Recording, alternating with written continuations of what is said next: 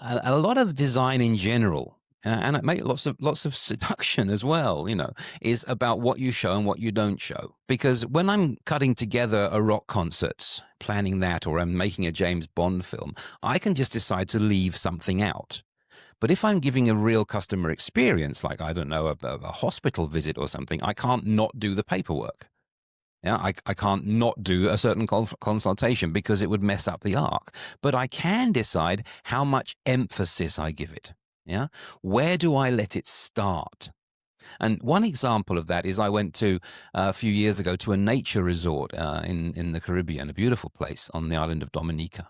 And they had this wonderful it's called the rainforest tram. You ride along at treetop level on this amazing quiet cable car, and you can see all the animals and plants. Amazing thing.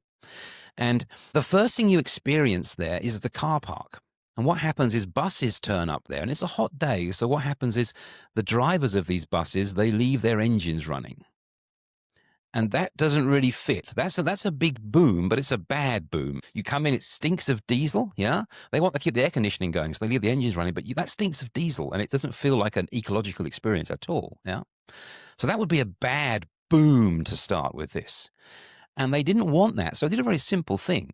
They put the sign saying "Welcome to the aerial tram" behind the car park. So you're already in their land, but you only see the welcome sign after that. Then you go in, and the first thing you see is this big vista where the trees open up, and you see a cabin, and you see the pylons that these trams are on going up, up, up the mountain, and you think, wow. And so they've consciously made your experience start at a moment which is engaging and positive.